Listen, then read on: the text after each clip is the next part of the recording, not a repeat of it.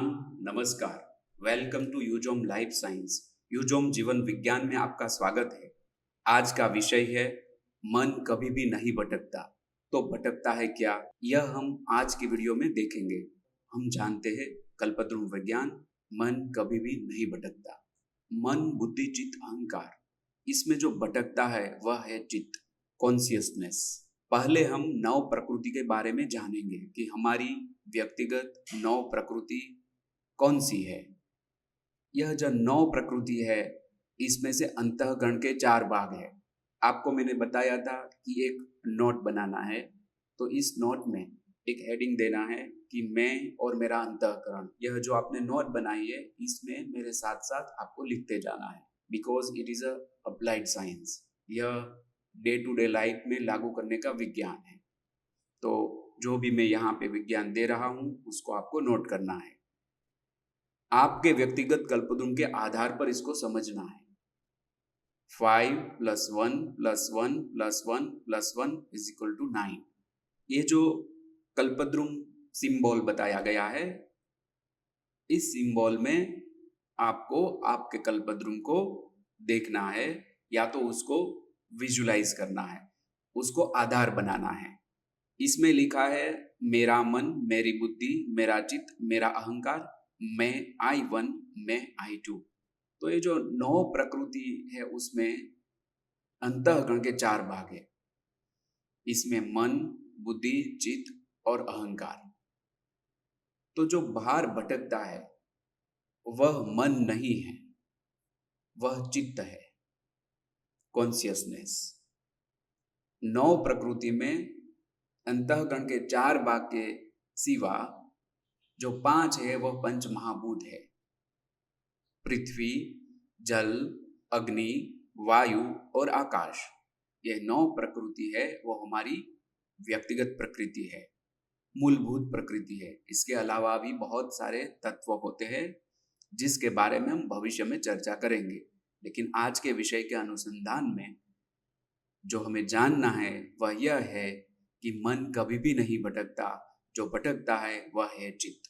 अब हम जो पंच महाभूत है, इसमें से जो तत्व है उसको हम रिलेट करते हैं अंतःकरण से। पंच महाभूत पृथ्वी, जल, अग्नि, वायु और आकाश। ये जो पंच महाभूत है वह है जड़ प्रकृति। जड़ प्रकृति है हमारी। मन है वह भी जड़ प्रकृति है, जो पृथ्वी तत्व के साथ जुड़ा हुआ है। बुद्धि है वह जड़ प्रकृति है, जो जल के साथ जुड़ी हुई है। अहंकार है वह भी जड़ प्रकृति है, जो अग्नि के साथ जुड़ा हुआ है। और चित्त है वह एक ही चेतन प्रकृति है, चेतन प्रकृति, जो वायु के साथ जुड़ी हुई है।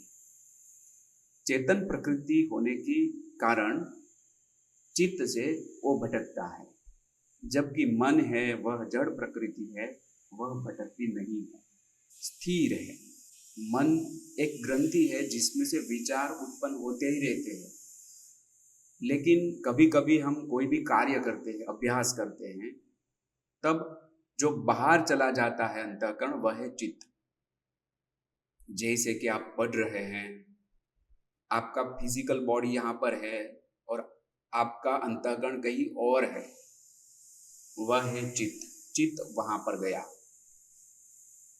आप कोई भी कर्म कर रहे हैं, कोई भी कार्य कर रहे हैं, तब जो बाहर जाता है अंतःकरण का भाग वह है चित्त, यानी कि चित्त भटकता है।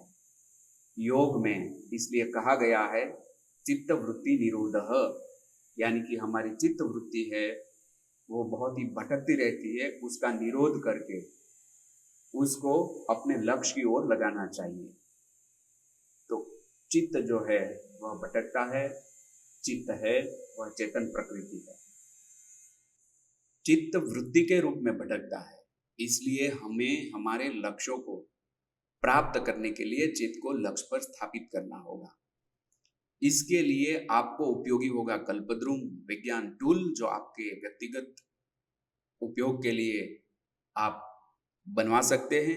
और ड्रीम स्लीप योग निद्रा प्रैक्टिस, ये दोनों की जरूरत होगी, क्योंकि चित्त जो है वो भटकता रहता है, इसलिए प्रत्याहार करना पड़ेगा। प्रति आहार यानी हमारे अंतःकरण का जो आहार है, शब्द, स्पर्श, रूप, रस, गंध, तो हमें प्रगति के लिए, सफलता के लिए चारों ओर जो चित्त भटक रहा है उसको हमारे लक्ष्य की ओर फोकस करना पड़ेगा। इसके लिए ये दोनों मदद रूप होंगे। कल्पद्रुम विज्ञान जो है वो प्रणाली है, एक सिस्टम है। यह पूरी सिस्टम काम करती है।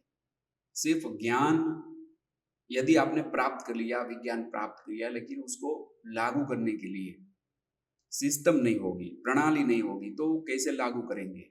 इसलिए हमने कल्पद्रुम विज्ञान प्रणाली को विकसित किया है, जिसमें 10 विज्ञान है। उसमें से एक विज्ञान है योगा, योग विज्ञान। योग विज्ञान के अंतर्गत यह जो चित्तवृत्ति निरोध वह आता है, और ड्रीम स्लीप योग निद्रा वह योग के अंतर्गत आता है। इसलिए 10 विज्ञान में से एक जो योग विज्ञान है उसके अंदर ये प्रैक्टिस आती है जिसको आपको करना चाहिए। तो ये जो 4 योग है उसमें से कर्म योग, ज्ञान योग, भक्ति योग और राजयोग। कर्म योग यानी द पाथ ऑफ इंटेलेक्ट, ज्ञान योग यानी the path of wisdom, and भक्ति योग यानी the path of emotion culture, जो कि कल्पद्रुम का एक भाग है, और राजयोग यानी the path of will power. आपकी संकल्प शक्ति बढ़ाने के लिए यह जरूरत है। मुझे आशा है कि आपको यह विज्ञान पसंद आया होगा। अगर पसंद आया है तो इस वीडियो को अवश्य लाइक करें और अपने दोस्तों के साथ अवश्य शेयर करें, ताकि वे भी इस विज्ञान का लाभ ले सके। आपको यह विज्ञान कैसा लगा वह कमेंट में बताएं, और अगर आपके मन में कोई प्रश्न है या जिज्ञासा है तो कमेंट में जरूर शेयर करें। धन्यवाद।